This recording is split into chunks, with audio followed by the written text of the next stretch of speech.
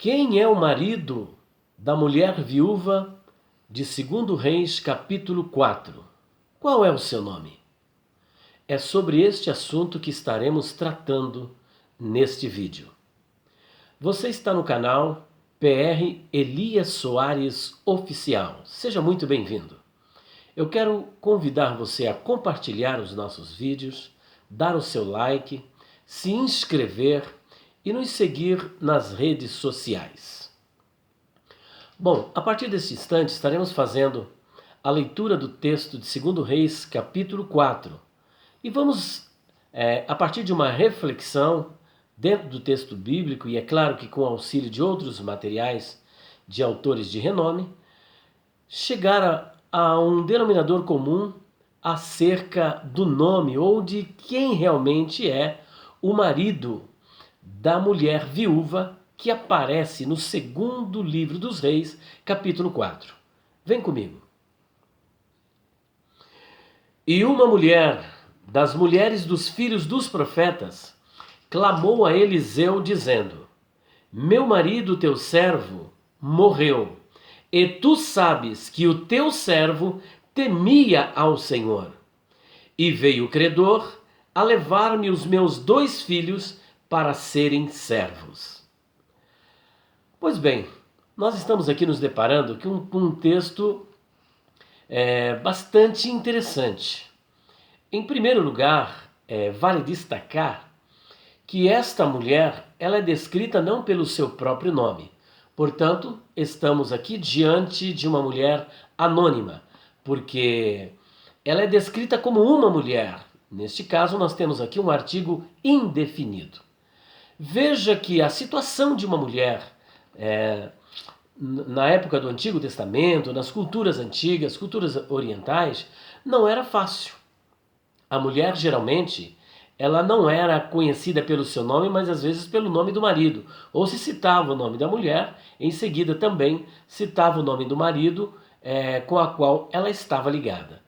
Dos mais de 2.000 nomes de pessoas que aparecem na Bíblia, apenas 174 são atribuídos às mulheres. Então veja que numa sociedade patriarcal da antiguidade, a mulher não era uma figura que ganhava destaque, uma figura proeminente. Temos algumas poucas mulheres na Bíblia que ganharam destaques, seja por um fato vergonhoso, ou seja por um fato também heróico destas mulheres. Mas são poucas as mulheres. Agora, além deste fator, pesa sobre esta mulher o fato de que ela não é conhecida pelo seu nome, mas apenas como uma mulher. E se lermos o texto um pouquinho mais à frente, nós veremos que ela não era apenas uma mulher, mas uma mulher das mulheres dos filhos dos profetas. Portanto, era uma mulher misturada a tantas outras mulheres. Mas um outro detalhe chama nossa atenção, porque ela era uma mulher das mulheres dos filhos dos profetas. Qual é o significado desta expressão, mulher dos filhos dos profetas? Entenda-se filho dos profetas como discípulo dos profetas, seguidores dos profetas, porque naquela época havia escola de profetas, como havia na época de Samuel, havia também na época de Elias. E se nós compulsarmos o texto do primeiro livro dos Reis, quando Elias está desanimado da sua missão, ele chega a dizer para Deus que mataram todos os profetas e havia sobrado apenas ele e procuravam a vida dele para também tirá-la. E o Senhor, então, logo em seguida, lhe dá uma palavra dizendo: Elias, você não é o único. Igual a você, estou aqui, é claro, parafraseando o texto, eu tenho mais 7.000 que não dobraram os seus joelhos perante Baal. Portanto, nós temos aí um número muito elevado de profetas, de homens de Deus que estavam se preparando e se dedicando para o serviço do Senhor. Agora, é curioso porque o texto diz que ela era uma mulher dos filhos dos profetas. Logo, a primeira dica que esse texto nos apresenta, nos oferece, é que o marido dela, era um profeta, ela era viúva de um profeta. Mas quem era este profeta? Bom, vamos caminhar dentro do texto para tentar descobrir quem realmente era este profeta. Fato é verdade que ela chega para Eliseu e diz: o meu marido, o teu servo, morreu. Ora, a primeira pista é que este marido desta mulher viúva era servo de Eliseu. Servo de Eliseu. A palavra servo vem do hebraico eved e pode ter pelo menos dois significados. Primeiro, significa um escravo. Segundo, significa um adorador. E um profeta bem da verdade era tanto um servo do Senhor, um escravo do Senhor, como um adorador de Iavé. Então a primeira pista nós já temos, ele era um servo de Eliseu. Ou melhor, a primeira pista é que ele era um profeta. Segundo, é que ele era um servo de Eliseu. Mas ainda estamos às escuras no que diz respeito à identidade do marido da mulher viúva de 2 Reis, capítulo de número 4. Agora, olha, lendo a obra de Flávio Joséfos, eu fui surpreendido com um fato bastante curioso. E não somente a obra de Flávio Joséfos, mas também uma literatura rabínica conhecida como Sefer Malachim Beiti, ou seja, o segundo livro dos reis. E no comentário que os rabinos fazem, no segundo livro dos reis, no capítulo 4, nesse comentário, parece-me que eles concordam com aquilo que Flávio Joséfos, no seu livro História dos Hebreus, nos apresenta. Porque, de acordo com Flávio Joséfos, o marido desta mulher chamava-se Ovadiah, ou seja, Obadias. Obadias. Ora, mas quem era Obadias? Então, fazendo uma pesquisa dentro do texto bíblico, parece-me que eu encontrei respaldo para confirmar que realmente o marido da mulher viúva de 2 Reis, capítulo 4, realmente, de fato e de verdade, era Obadias. Se não, vejamos. Ela diz para Eliseu o seguinte: o meu marido, o teu servo, que também era profeta, ele temia ao Senhor. Ora só, ele temia ao Senhor. Quando lemos o primeiro livro dos reis, no capítulo 18, no versículo de número 3, há uma descrição muito interessante acerca de Obadias. E vale lembrar que o nome Obadias é um nome composto e também, de acordo com a onomatologia, que é o estudo dos nomes, a ciência dos nomes, que trata tanto da área da antroponímia, que é o nome de pessoas, ele vai mostrar uma outra característica deste nome, porque esse nome Obadias era um nome teofórico, ou seja, um nome que traz um elemento divino, visto que Obadias é composto primeiro pelo prefixo Eved, que vem de Eved, que é escravo, mas Iar, que é Iavé. Logo, Ovadia significa escravo de Iavé, servo de Iavé, ou, como dissemos no início, um adorador de Iavé. E ele tinha uma função muito interessante no Reino do Norte, na época de Acabe. Lá no capítulo 18 de 1 Reis, versículo de número 3, o autor, o escritor, nos diz que Obadias era mordomo de Acabe, era a pessoa responsável pela casa de Acabe. Olha que interessante. Então nós vemos o seguinte: primeiro, o nome Obadias significa servo de Iavé. Então, em primeiro lugar, ele é servo do Senhor, de Iavé, do Eterno. Segundo ponto, ele é mordomo de Acabe. Então, logo, também é servo de Acabe. E de acordo com a descrição da mulher viúva do capítulo 4, cujo nome está no anonimato, ele também era servo de Eliseu. E em quarto lugar, podemos destacar que Obadias era servo também da sua própria família, porque ele trabalhava para servir a sua esposa, para servir os seus 2 filhos, que o credor estava vindo até a casa da mulher viúva do 2 Reis capítulo 4 para levá-los. Agora, por quê? Veja bem, eles queriam levar o filho desta mulher viúva. Porque Obadias, o mordomo de Acabe, que temia muito ao Senhor. E é isso que nós queremos destacar, porque a mulher disse que ele temia ao Senhor. No capítulo 18, versículo 3, nos é dito que ele temia muito ao Senhor. E aí vai dizer o porquê que ele temia muito ao Senhor.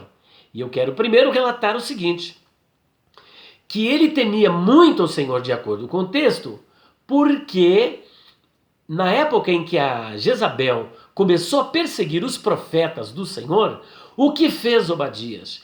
Ele pegou 100 profetas e escondeu esses 100 profetas de 50 em 50 em 2 cavernas e passou a sustentá-los com pão e com água. Nós sabemos que a fome em Israel, de acordo com os evangelhos e também de acordo com Tiago, demorou cerca de 3 anos e meio. E não sabemos por quanto tempo estes profetas ficaram escondidos. Eu creio que por alguns anos. Agora veja bem, o salário que Obadias ganhava era para sustentar a sua família.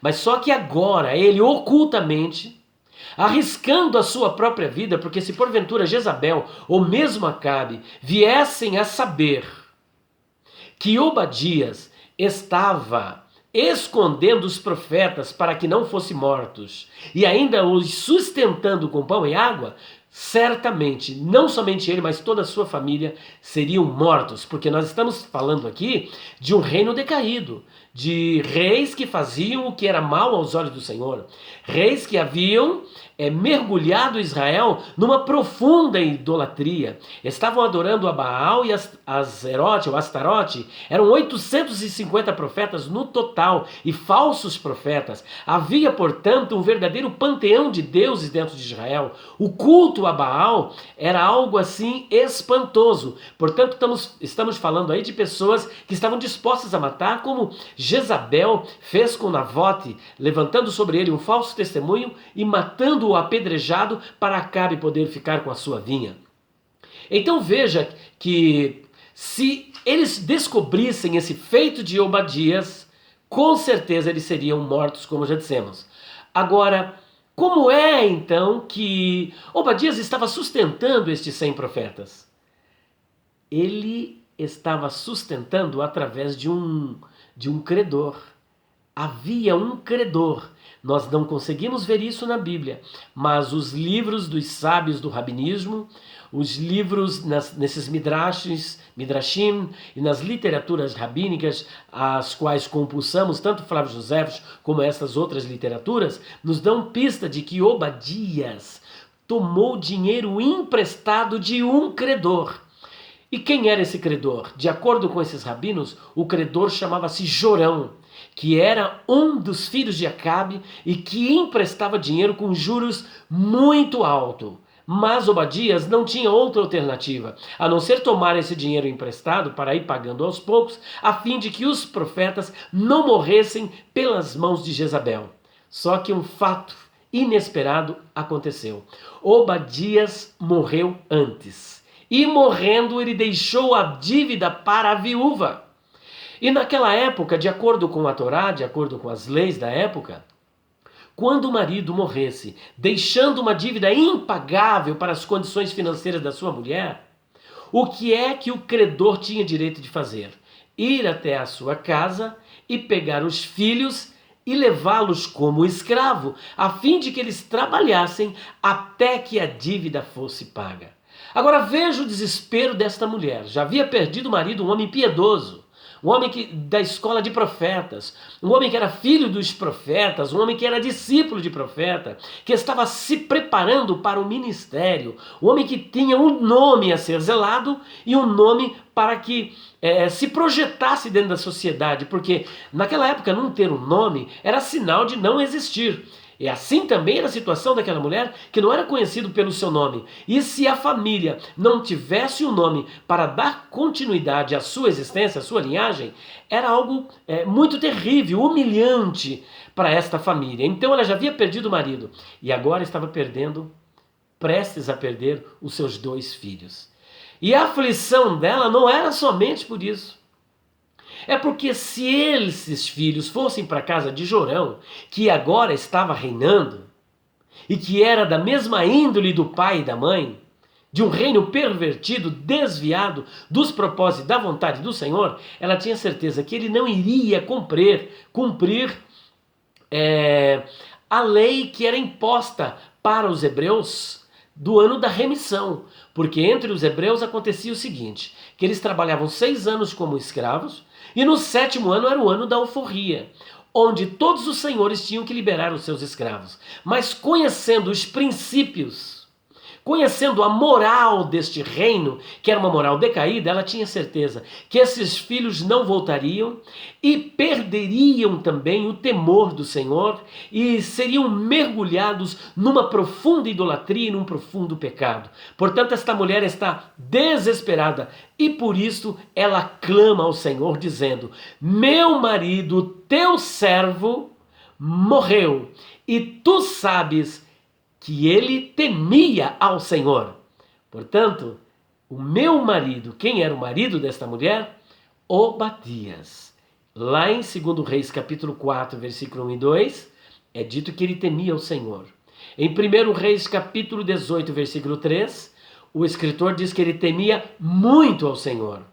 E ainda em 1 Reis capítulo 18, versículo de número 12, agora é o testemunho do próprio Obadias, que diz para Elias, o profeta, que foi convocado por Deus para se apresentar a Acabe, e Obadias também foi convocado por Acabe para procurar água, e quando de repente ele encontra quem? Encontra Elias, o profeta. E Elias então diz que ia se apresentar ao rei, que era para Obadias avisar o rei que ele iria se apresentar. E Obadias se nega, com medo que Elias desaparecesse e ele ficasse numa dificuldade muito grande, sem ter como apresentar o profeta Elias. E um dos argumentos que ele usou foi o seguinte: você sabe que eu temo ao Senhor desde a minha mocidade. Portanto, fazendo coro com aquilo que a mulher disse, que Obadias temia ao Senhor, lá o escritor, no capítulo 18 de 1 Reis, também diz que ele temia muito ao Senhor. E depois o próprio Obadias disse que temia a Deus desde a sua mocidade. Portanto, à luz de toda essa argumentação, deste texto bíblico, e também amparado pela história dos hebreus de Flávio Joséfos, e também por Sefer Malachim Beit e outras literaturas rabínicas, eu tenho uma ideia, eu não vou dizer que é uma palavra conclusiva, mas é razoável pensar que o marido da mulher viúva de 2 Reis capítulo 4 era Obadias. Eu não tenho assim muitas dúvidas, né? Mas estou quase que convencido de que realmente se trate de Obadias. Deus os abençoe em nome do Senhor Jesus Cristo.